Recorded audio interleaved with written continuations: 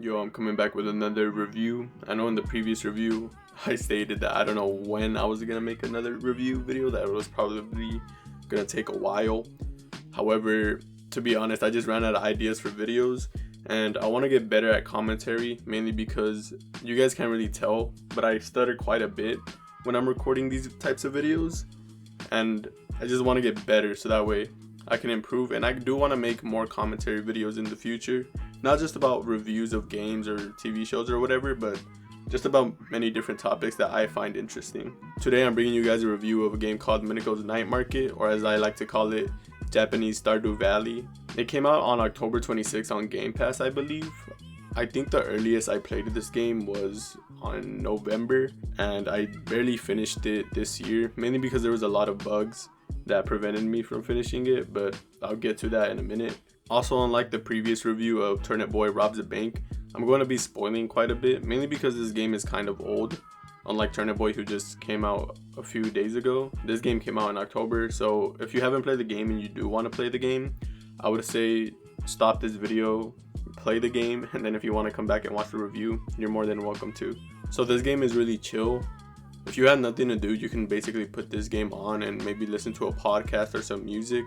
And I really enjoyed this game, and it's not that boring as it may sound. For those who have played Stardew Valley, it's kind of similar, not entirely, mainly because Stardew Valley definitely has way more content and interactions, and this game is kind of limited. However, the story element to this game is very interesting, and it also involves a lot of cats, so if you're a big cat person, you might want to check this game out because it's definitely a cute game that, even though I don't own any cats, it's still fun. So gameplay wise, you basically just move around and collect items. You play as the main character Minako, who's a child moving to a new town with her father. And as soon as you get there, you notice that there's weird agents all over the island who are trying to find this mystical big cat called Nico, which is a children's storybook. But it actually turns out that that character is real. Along the way, you meet Bobo, who's another kid in that town, and you soon become friends with him. And you guys basically decide to go look for Nico around the island and to see if he's real. And the other element of this game is obviously a night market, which if you guys don't know what that is, it's basically in the name. It's just a market at night where a bunch of people and vendors are able to sell their own stuff.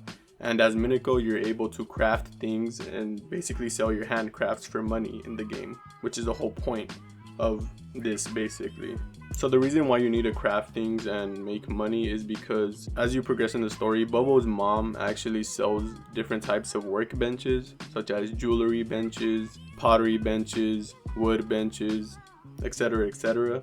And there are many townspeople, and you're supposed to build relationships with these people and try to get closer with them, and the way you do that is by crafting certain things that they want, kind of like in Stardew where they ask you to do some tasks and you go do them for them. It's basically like this in Minako's Night Market, where they basically ask Minako if they could do stuff for them, or more like collect things or make things for them.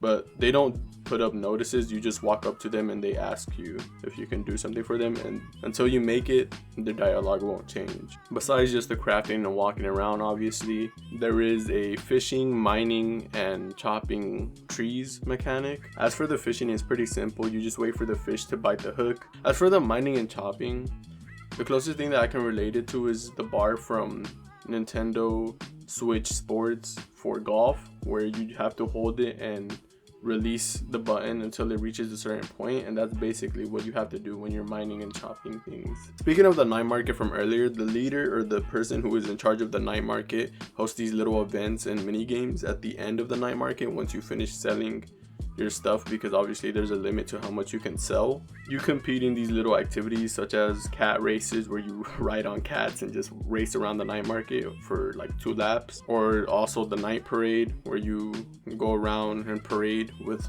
the leader of the town, or a scavenger hunt as well. Other than that, however, I can't really remember the different activities or the different game mechanics in this game.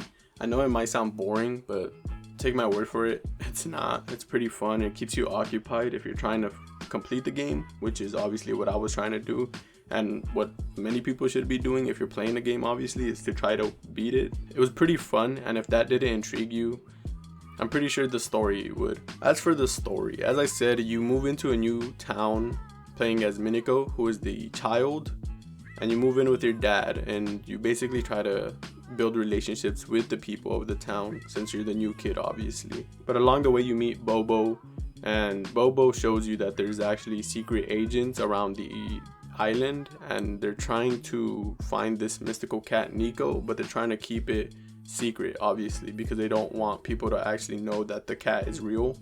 And I think they want to catch it for themselves, but I don't know exactly why until later on in the story, obviously. So you and Bobo decide to also look for this mystical cat Nico, and on the island there's different parts of the map, which I didn't mention in the gameplay aspect, but the map is pretty large, I guess. It's a good size for this game. The different areas of the maps are pretty large in size, as where you can walk around, especially the caves.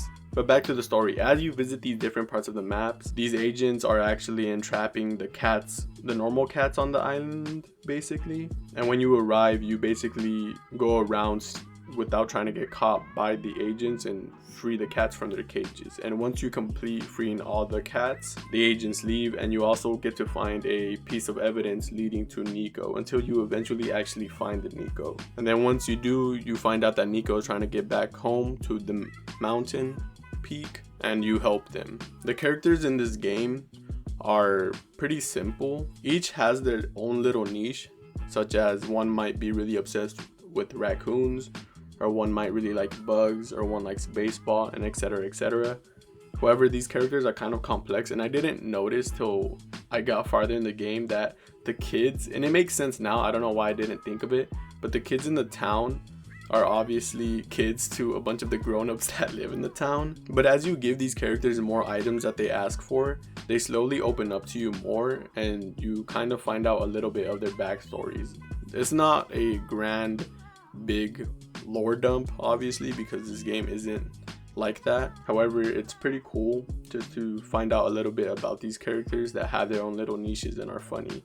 I think my favorite character is probably Bobo, mainly because he's just chaos, a spawn of chaos, basically. His dialogue is so hilarious, and he's just unhinged for the most part.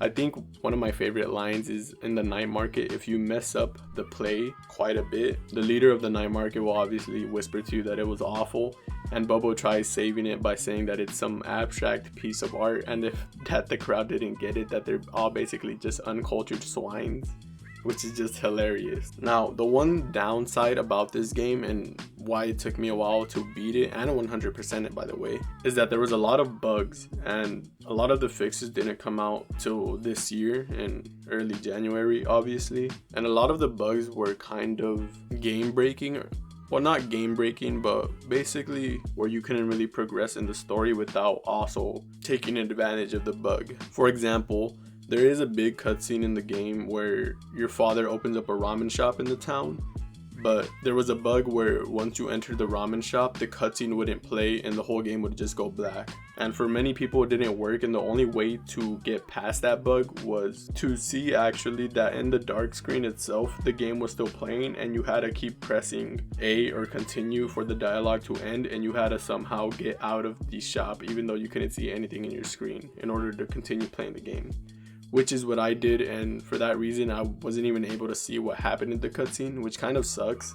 And another bug that didn't really make sense, but I thought it was a part of the story, but I should have known that it was a bug, is that Miyako, who's the raccoon girl in the town, actually gets lost, or we find out that she got chased around until she was lost by the agents in the middle of nowhere. But during the time where she's missing, she still pops up in the town, and you can still complete her character development or her character relationship building.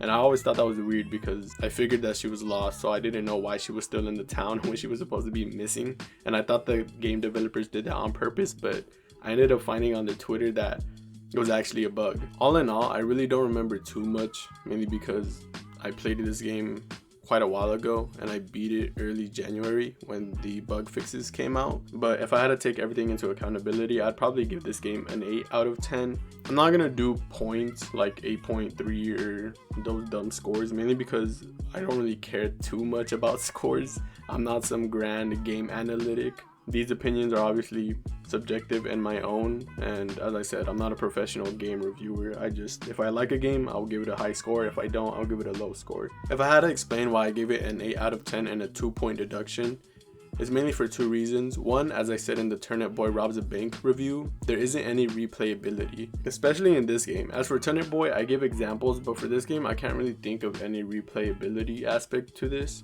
or any challenges that you can do that makes it worthwhile playing again. The second reason are the bugs. Even though they didn't really make the game unplayable or unbearable, this still kind of sucked not being able to see a cutscene or seeing a character, for example, that's not supposed to be there. It just kind of ruined the immersion, I guess, if I can say that. But I really did enjoy this game. This game is really cute. If you like cute games or just chill games where you don't have to pay too much attention, or you just don't want to shoot things or be very active, this game is very awesome, especially if you like cats, which I do. Even though I don't own any cats, I think it's really cool. You could even pet the cats in this game, which is really awesome. But shout out to Meowza Games and all the other developers who helped with this game. It was really fun.